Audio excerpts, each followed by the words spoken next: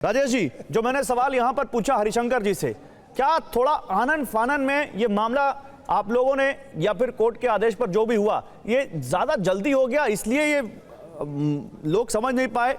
अगर आप लोगों को विश्वास में लेते, समझाते, तो शायद ये ऐसी हिंसा नहीं होती।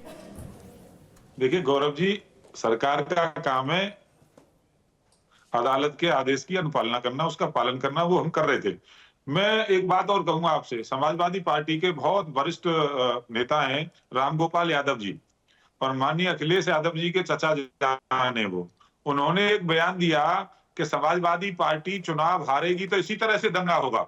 आप सोचिए, और रिकॉर्ड उन्होंने कहा है, देश की मीडिया में ये पूरा हर चैनल पे आपने भी चलाया, सबने देखा होगा कि वो कह रहे हैं कि हम चुनाव हार गए इसलिए ये दंगा हो रहा है।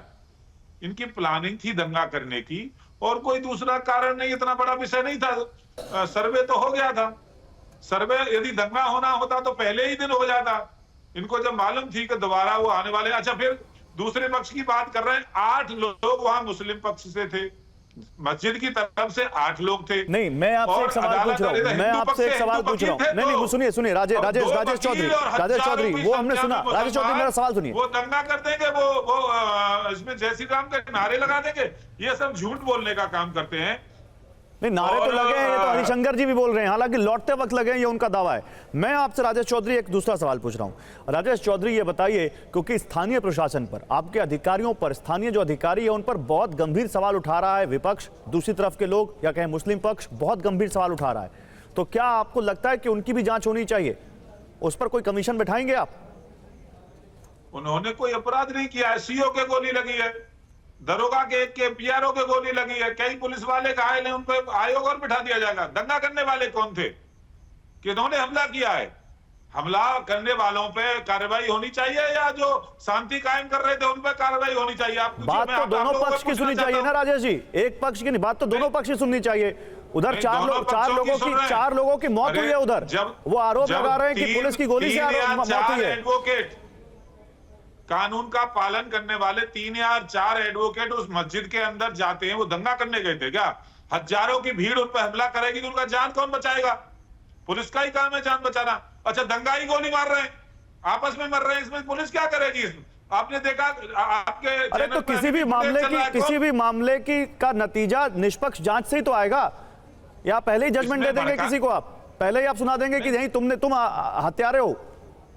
देखिए, इसमें जांच होनी चाहिए, ऐसे लोगों के खिलाफ कार्रवाई होनी चाहिए जिन्होंने जनता को भड़काने का काम किया है, मुस्लिम नौजवानों को भड़काने का काम किया है। उनके किसी के बच्चे नहीं आते, सांसद का बेटा या भाई नहीं आया दंगे में, विधायक का बेटा या भाई दंगे में नहीं आया, केवल भड़काऊ भाषण देकर के वो चले गए, और जो आम नागरिक बेचारे गरीब है उनको मरवाने के लिए आगे भेज देते हैं, उनसे बदनाम करवाते हैं। इस बात की जांच होनी चाहिए। जवाब दीजिए धर्मेंद्र यादव, ये कह रहे हैं आप लोगों ने उकसाकर गरीब परिवारों के लोगों को मौत की कगार पर खड़ा कर दिया। आपकी पार्टी का कोई नेता वहां पर क्यों नहीं था?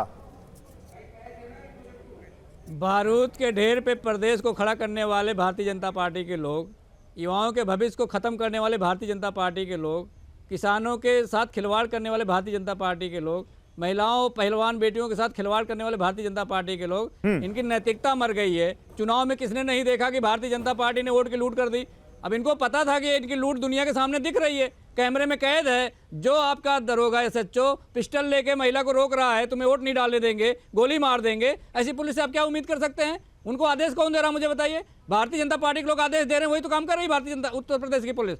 तो ये तो सारा प्रायोजित उत्तर प्रदेश पुलिस का है, भारतीय जनता पार्टी का है, योगी सरकार का है। वो चाहते नहीं है अमन चैन हो, उनको पता है कि जब लड़ेंगे हिंदू मरेगा तो भी उनका फायदा होगा, मुसलमान मरेगा तो भी उनका फायदा होगा। ये तो भारतीय जनता पार्टी के लोग यही चाह ही रहे हैं कि इस देश और प्रदेश में हमेशा दंगा होता रहे,